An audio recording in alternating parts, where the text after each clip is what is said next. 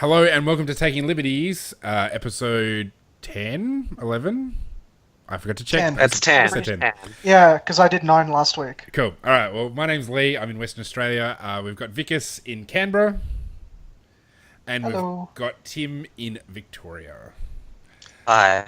And this week we're going to talk about a bunch of issues to do with the current federal government and elections and people getting in and double dissolutions and all sorts of other stuff which is going on at the moment. It's all happening. Let's first talk about James Patterson and Tim Wilson and the IPA takeover of the federal government. Well, That's how it's been billed, right? That's how it's been built. It's not really a takeover. Well, it's been 2 from 2 this year. Yeah. So which is more than we're used to. So for those who are... Let me just give a bit of a background and then we'll get into it. So the Institute of Public Affairs is a free market think tank based in Melbourne, and 2 of their staffers or ex-staffers have just got either pre-selected. So Tim Wilson got pre-selected to the safe Liberal seat of Goldstein, and their former assistant executive director, James Patterson, is now in the Senate. He just been confirmed by the... He's the youngest senator ever as well. He's 28 years old. So both strong pro-liberty credentials.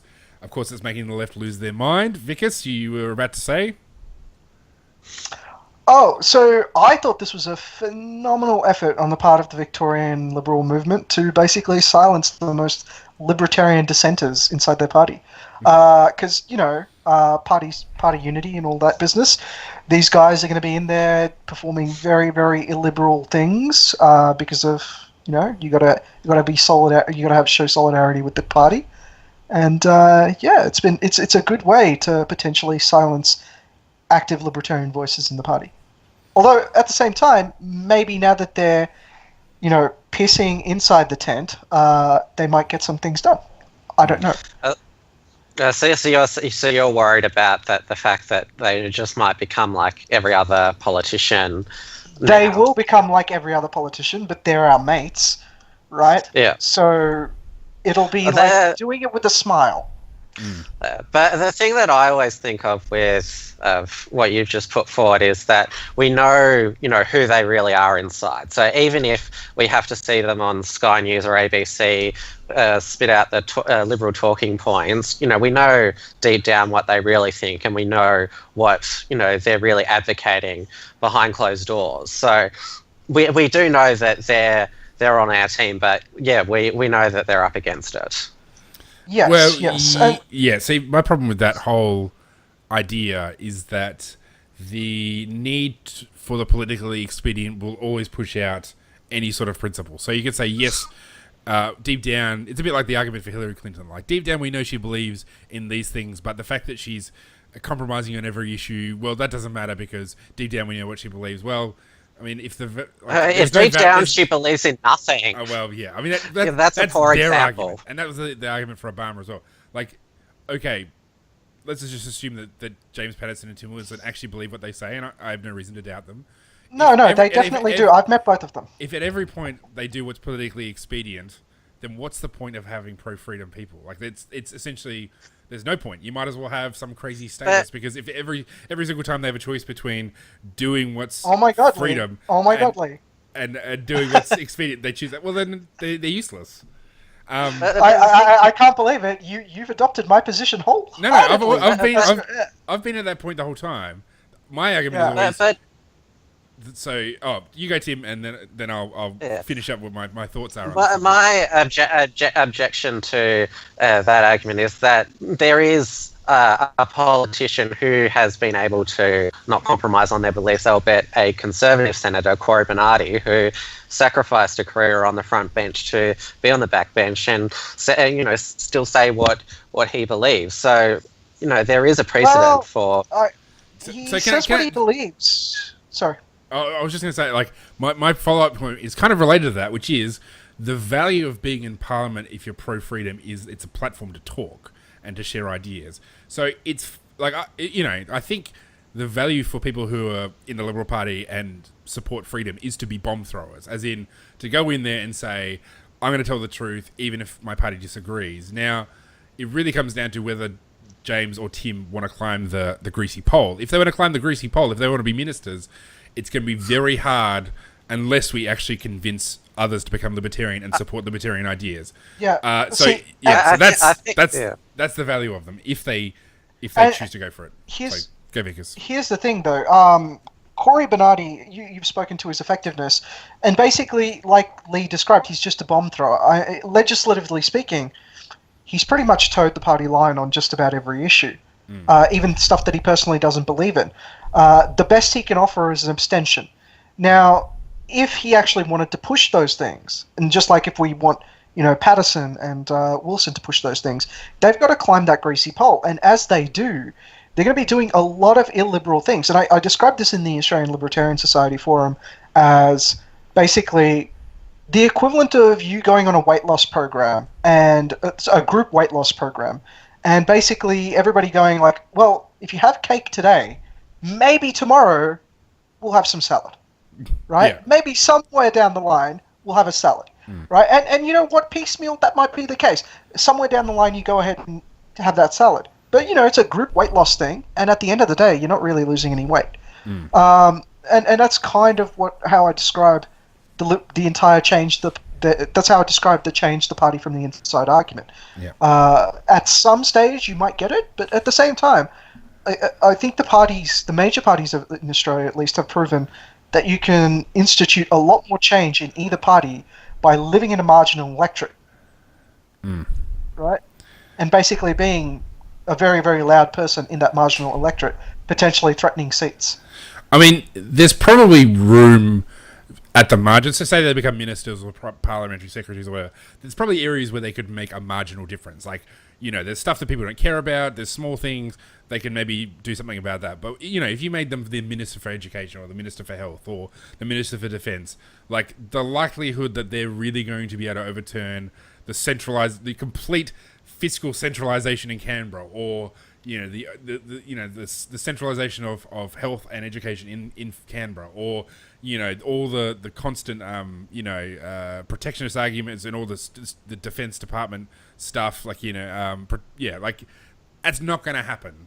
So heck, I found out that Mike Nahan, the Western Australian Treasurer, apparently on his own website, he calls himself a libertarian, and we know exactly what sort of government we've got in Western Australia with Colin Barnett, which is an incredibly illiberal, big spending government. You're still forgetting that the libertarian movement in Australia is still quite young, and the libertarian movement in the Liberal Party is still quite small. So you can't really judge results at this stage, considering we're only talking about just in the past couple of months, 2 really good people getting selected. I think libertarians are largely underrepresented in Parliament. Okay, so if you look at all the numbers estimating what the libertarian population is in Australia, it's like somewhere between 1% to 2%, right? 1% to 2% in a 226 member Parliament. I would expect 4, maybe 5. That's what I'm saying. So, which actually there might be. We have one. Well, there's Dean Smith. We have one. Well, no, you got Dean Smith. I think he's a libertarian. I think he'd call himself a classical liberal. And you got James, then you got Tim, and then you got David. So that's 4. There might even be some others in the Liberal Party we don't know about, but this. James McGrath's not bad, though he's a parliamentary secretary now. I tend to call the Liberal Party libertarian friendly, not actually libertarian, Yeah, sure. and it's mostly because of that party unity factor, in the sense that they're going to be doing. This is probably bizarre for everyone listening. Like, you hear an LDP member defending libertarians in the Liberal Party, but I'm just saying. The Liberal Party member attacking them. Yeah, but my point is that Liberal Party member attacking them as well. my point is basically, this is a new chapter, I think, in libertarians in the Liberal Party, and let's see how it goes. But I know, obviously for me, there's no way that I could ever be a Liberal MP and do the talking points and just suck up to everybody. That's not me.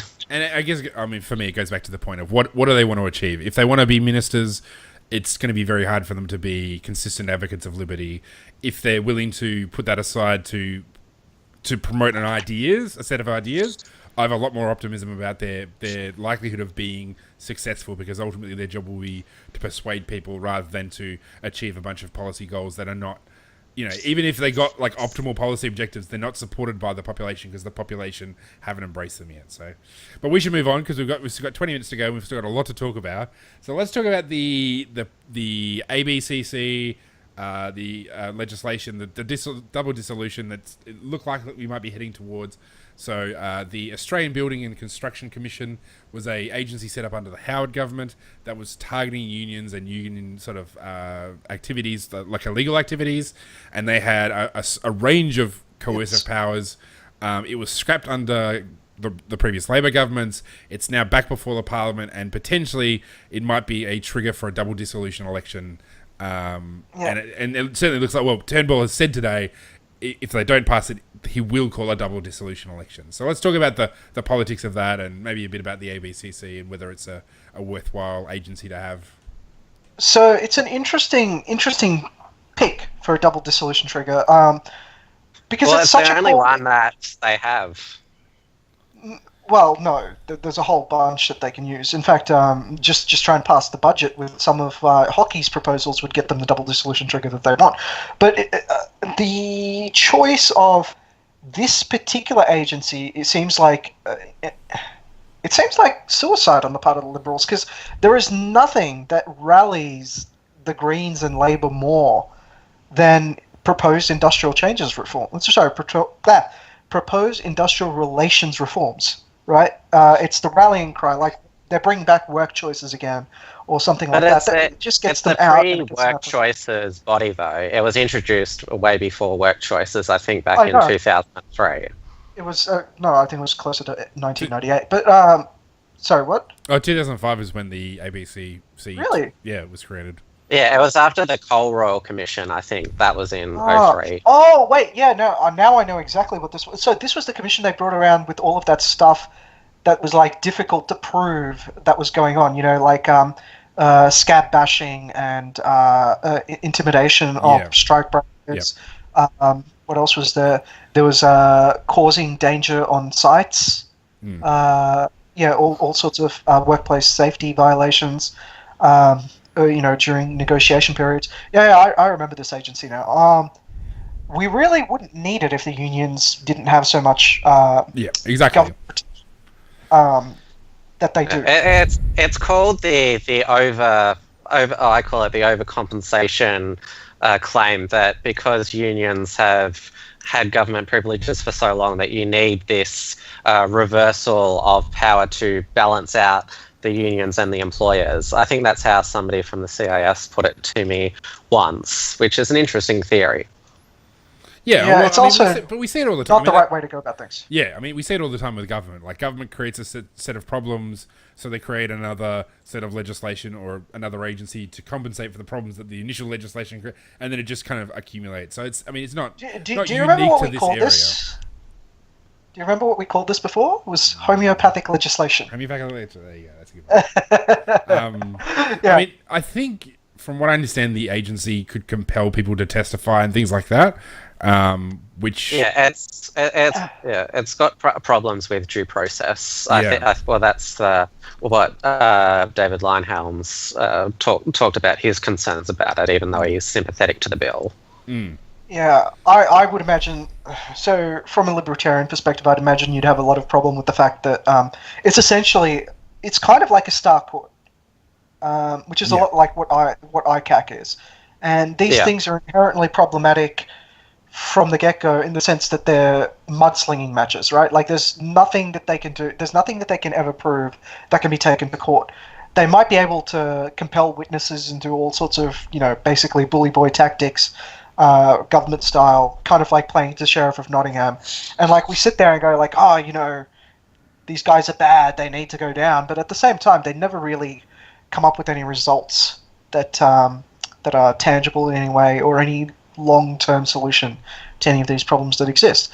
In reality, what the argument should be phrased around is whether unions need all of these special privileges. And the answer is they don't. The majority of the world doesn't grant these privileges to unions. It's only, what is it? It's like Australia, the United States, and I think the UK. So, you know, it's not common, and I think we should be presenting the argument that, hey, look, most of the countries don't have this, nor are they particularly chasing this particular branch of policy style. Why do we have something that's based on an industrial relations system from the 1800s?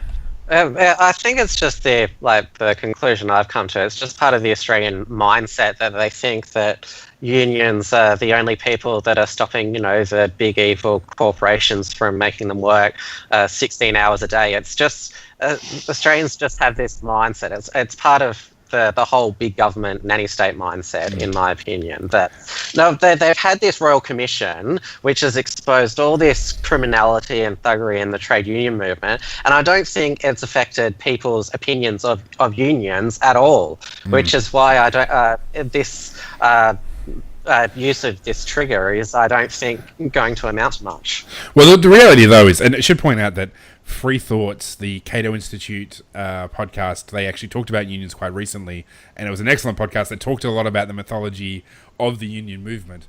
But if you want to look at the attitudes of people towards unions, you just need to look at the membership rate, which is like less than 10%. So outside of like a few specific kind of areas where it's a little bit higher, like the public service. Yeah. And like I think teachers have a slightly higher rate as well.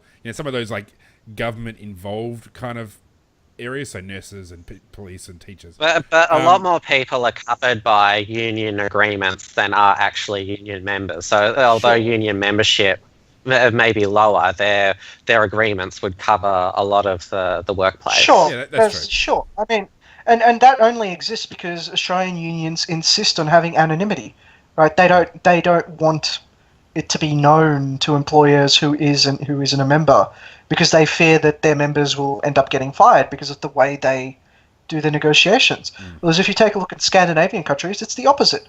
They give a list of their memberships and they negotiate, and when they negotiate, they say, we are negotiating on behalf of these names. Yep. Whoever, when we negotiate the rate, it is for these names. Yep. And that seems to work much better.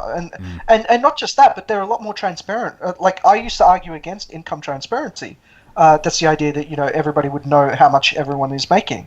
But I've come to realize that it removes a major market asymmetry. It removes a major information asymmetry in the marketplace and actually gives you a little bit more power in negotiation. And that's something that unions and corporations in Australia seem to be eager to stop. I mean, one other weird aspect about this bill being introduced as it is that the Abbott and the Turnbull government so far have run completely dead on industrial relations. Like, we have not heard one peep, even after, you've got Erica Betts and a few others have encouraged them to try and tackle some of to try essentially deregulate the industrial relations system, and yet they're going to try and, fight and die on this hill of industrial relations, which is very peculiar. Well, it's because, there's been, the right of the party, causing all sorts of grief to Malcolm Turnbull in the past few months. This is sort of the one area in industrial relations where the party can be united. And you saw them all out in force to saying, yep, this is an important piece of legislation. And because I watched Sky News today, and they were all, really, got a spring in their step and say, even though we might not think it's the politically savvy thing to do, they're certainly all united. So I think, that's certainly an improvement. What are people's thoughts about this double dissolution thing? Because, is it?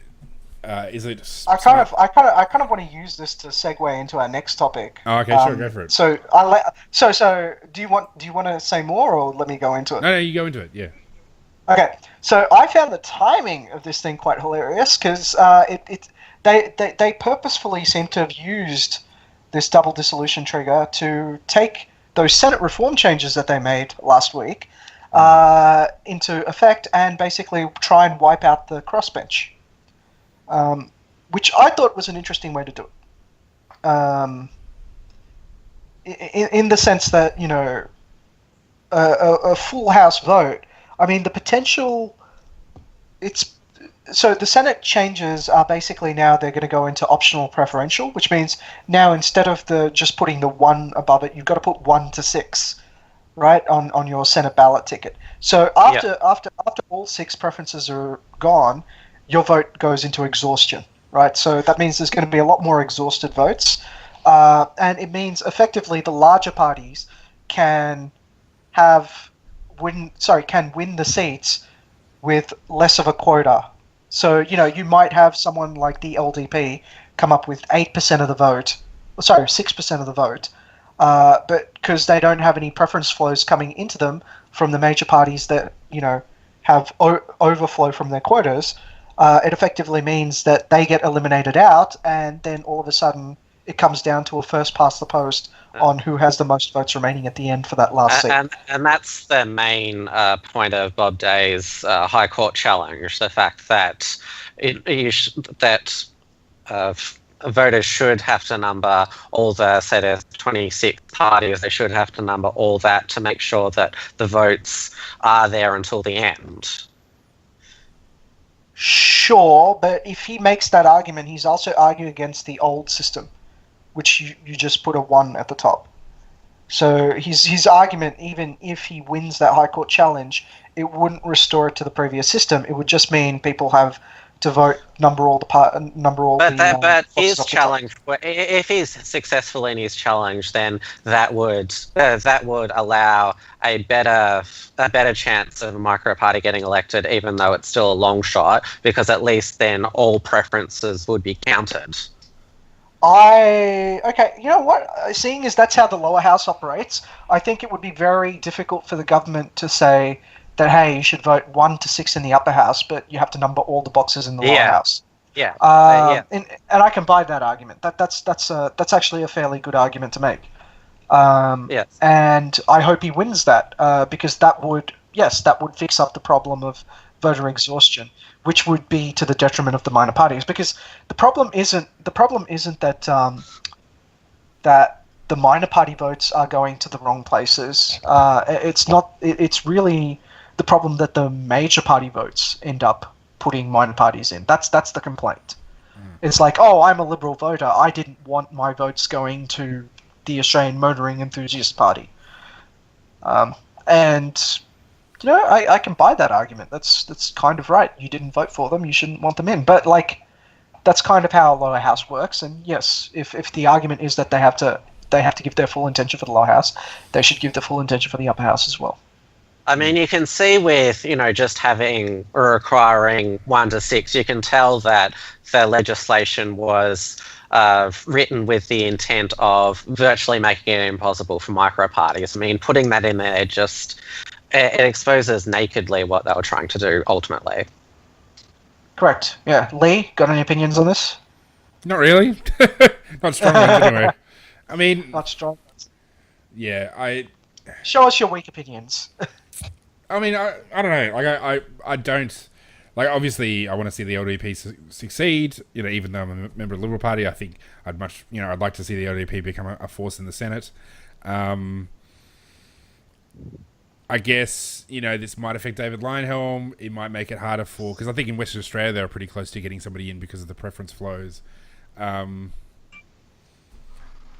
Yeah, I mean, it's kind of crappy. The previous system was complex and stupid. The new system is better in the sense it's simpler. You know, that's a good thing, I guess. I don't. It's kind of just shuffling chairs on the Titanic. Like, in the end, like, the value of having, like, unless the LDP can get like 6 seats, you know, I'm not too, like, that's the only time where it actually probably makes a difference who the minor party is. So reinforcing the Greens' position is a bad thing, but I don't know if, like, necessarily that's the fault of the system they've chosen to go for. Well, the interesting thing is, under this double dissolution, like, based on, I think someone did a Monte Carlo analysis, was his name, Jebediah Cole. So what he's done is he's created models of a swing between 2 and 3% in either direction, based on the last election's results. And he's found that at a 95% confidence interval, you're going to end up with the Greens at 15 seats in a double dissolution election. Sorry, no. In a half election, you're going to end up with the Greens at 15 seats. Holy moly. Which means... That's huge. That can't be right. That's correct. That's correct. In just a single Senate election. Yeah, because they currently hold 11, and he's projecting that they win 4. No, that'd be in a double dissolution. They could only win 6 or 7. In a double dissolution, they would end up with 13. They'd end up with 2 extra. And the reason why is it's actually got to do with the ACT, Victoria, South Australia. Are you talking about overall over the 2 Senate cycles? Yeah, over the 2 Senate cycles. Oh, yeah, that makes sense now. Yeah, so obviously they'd get more when the quota's higher because minor parties' votes would get exhausted earlier on. Precisely. And so precisely. So, yes, over the course... So, basically, in a double dissolution election, Lionhelm would still attain his seat, because he'd go down to about 5 to 6%, so that's still enough to get his seat. The ones that would go out are... Bob Day would still... Bob Day is shaky, but he probably... He got about 4%. He got about 4% last election. He's got a high personal vote. I will cry if Jackie Lambie or Glenn Lazarus get back in. I mean, So Glenn Lazarus is not getting back in. There's not a shot in hell. What's his name? Ricky Muir is gone. Nah, he'll be gone. Yeah, he'll be gone. The ones that are totally safe are Nick Xenophon and John Madigan.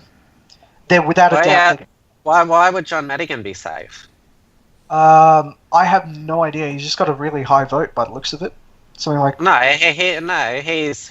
got elected 2010 election by about 1 point. He got about 2% of the vote for the DLP. Was it? Yeah, he was from the DLP originally. Maybe I've read it wrong.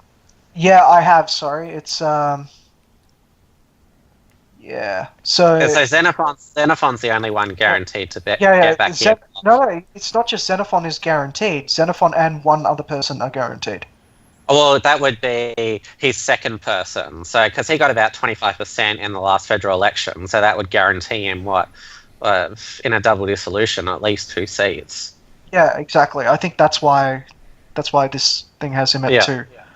Yeah, so he's the only one guaranteed. Family First, very shaky. LDP guaranteed. You really think that the LDP could get 6 or 7% second time round?